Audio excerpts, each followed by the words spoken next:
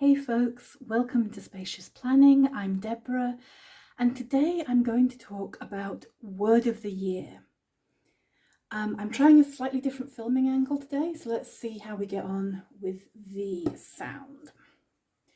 So let's talk about word of the year. What is a word of the year? Why to choose one? How to choose one? And my word of the year. And I'm going to show you a little bit about how I choose them and also how I plan to use it in my Sprouted Planner daily in 2024.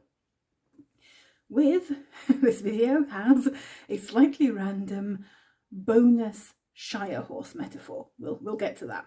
It popped into my head while I was writing the blog post version of this, and I think it got the message across of what I'm trying to get at with my word of the year in 2024. So this is my second year using a word of the year. So what is a word of the year? At its most simple, it's a word you pick to act as a sort of theme or focus for the year. You can make it as important or not as you like. So it can be anything from a sort of background idea that you check in with occasionally to your central journaling prompt for the whole year. When I was preparing for this video and blog post, I went down a bit of a rabbit hole trying to find the origin of words of the year in the planner world. There's the word of the year chosen by various organisations, so dictionary publishers or newspapers will often do one, but that's kind of the opposite thing. It's a word that sums up the year that's ending, not a word for the coming year. I know that the One Little Word project was probably an early example of word of the year in the planner and journal world, and it's a big project that really goes all in on your word of the year. But whether it's the origin of the idea, I don't know, and I can't even remember where I first came across it. Possibly Cindy Guntebolo's videos, I'm not 100% sure. But it's been around in the planner world for a while. So why choose a word of the year before we get into mine? Choosing a word of the year for me, it prompts reflection at 3 points through the year. So when you're choosing your word, you'll probably need to spend some time journaling, visioning, thinking to come up with your word. Then right through your year, however you choose to integrate the word into your year, it can be a journaling prompt, it can guide reflection. And then at the end of the year, if you look back on how you used the word, what effects it had, that can be quite interesting. So just choosing one word kind of prompts all these reflection points, and it provides a focused starting point for reflection and a chance to explore one topic in depth. So it's almost the opposite of doing, you can get journaling prompts, sort of a prompt a day or a prompt a week, that get you to kind of check in with a different topic each time. This is almost the opposite of that. You take one topic and really get as much out of it as you possibly can over the course of a year. So how do we choose our word of the year? Now, I have to be honest here. I wish I had a perfect recipe to give you. I don't. So at the end of 2022, I chose a word of the year for 2023, and I put a lot of work in. So this notebook, a substantial chunk of this Erin Condren softbound notebook, is actually my reflection work from December 2022, from which I pulled my word of the year. So it started with all sorts of mind mapping, doodling, lists of things I could do, lists of approaches. I came across the OGSM goal setting framework and I tried to use that. All sorts of stuff that eventually came out as a lot of doodling and this kind of sort of vertical mind map, where I really boiled it back to basics. If my objective is a good life, what does that even mean for me?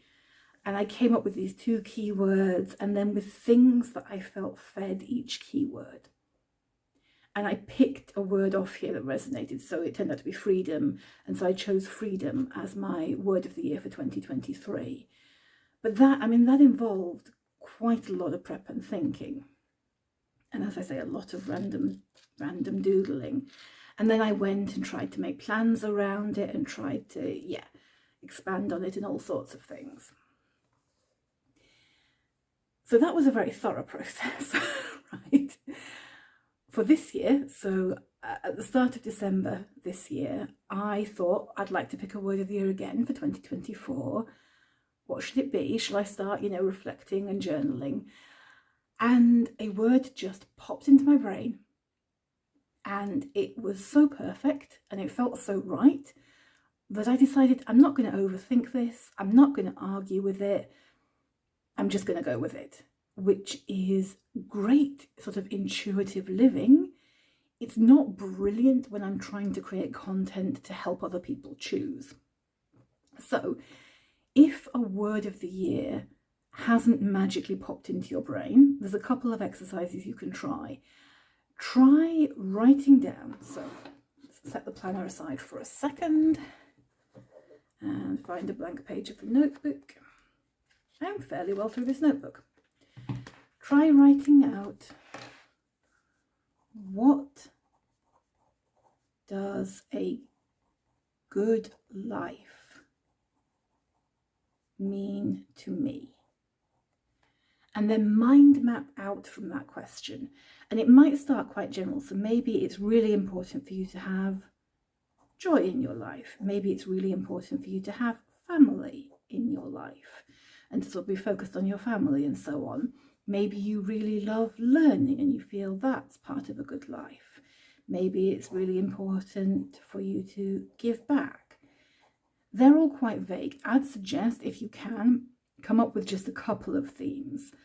So I might start with the question and actually go, what's really important? Okay, it's really important for me to have some joy in my life, and it's really important for me to have some meaning in my life.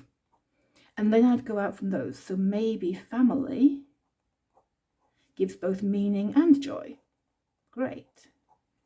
Maybe volunteering gives a sense of meaning. Maybe learning is more about, joy and sort of personal satisfaction. So these are just examples. Hopefully you'll come up with your own words.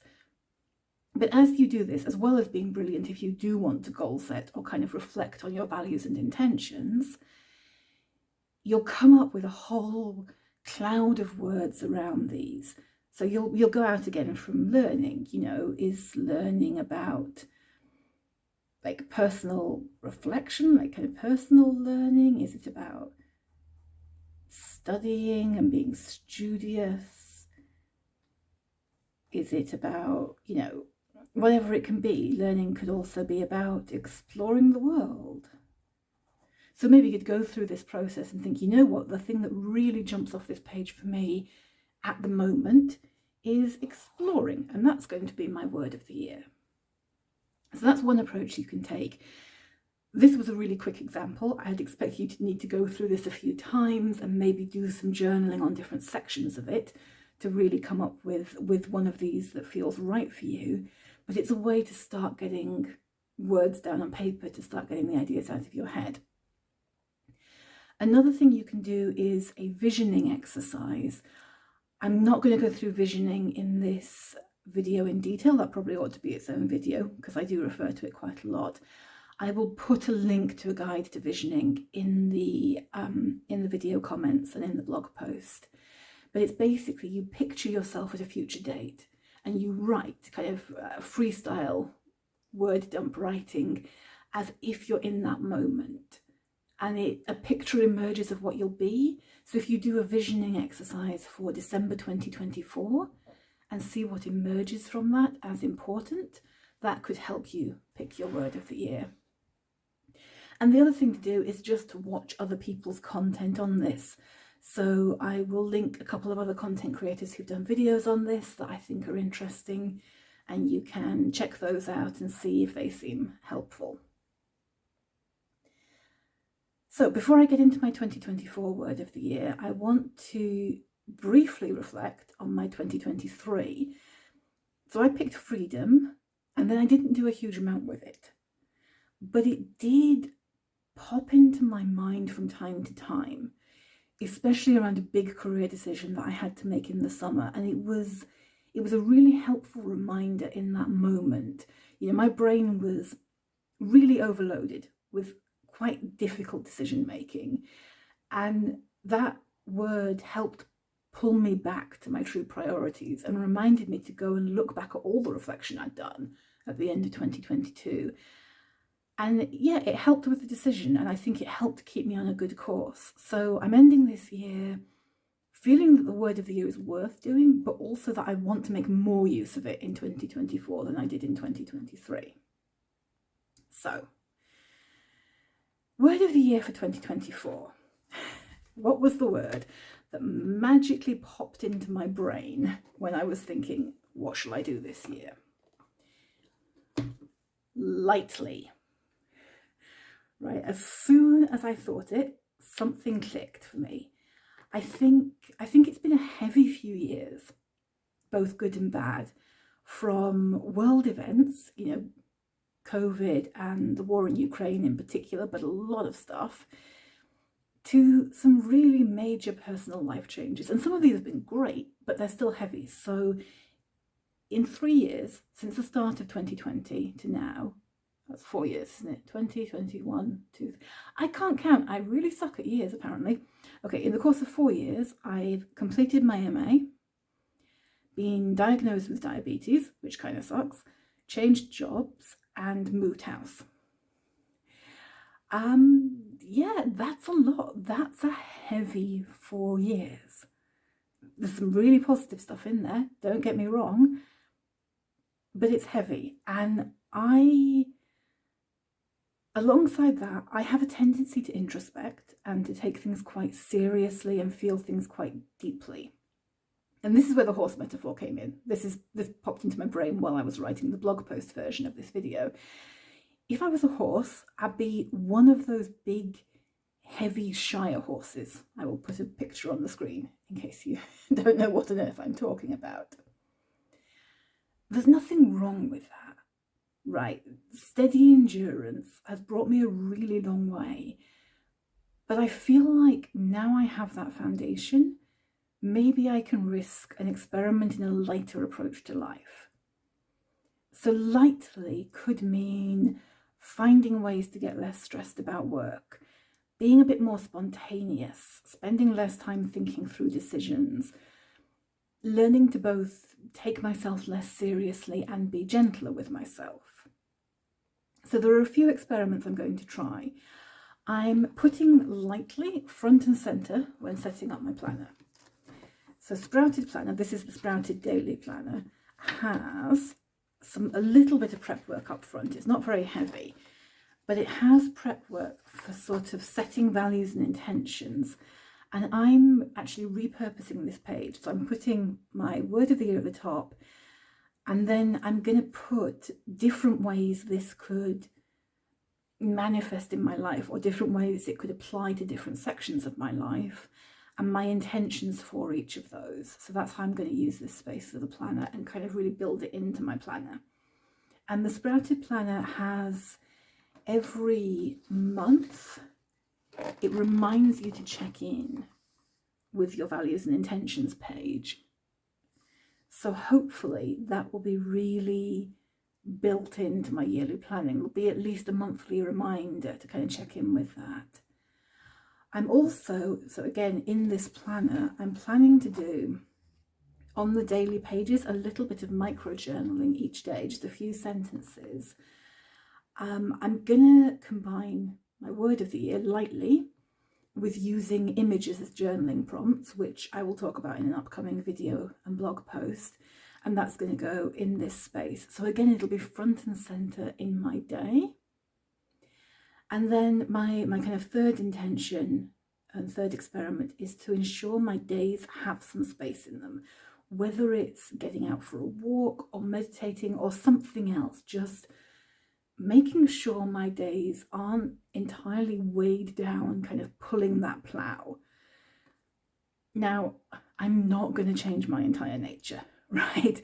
I will always be a shire horse personality. And honestly, I'm very okay with that. I actually like that about myself. But maybe I can be a bit more like this shire horse rather than the kind of rather sad ones yoked to the plough. So that's my word of the year. It's how I chose it, slightly messily. If you're going to use a word of the year or you have any thoughts about it, I'd love to hear from you in the comments. Have a great Christmas and New Year, and see you in 2024.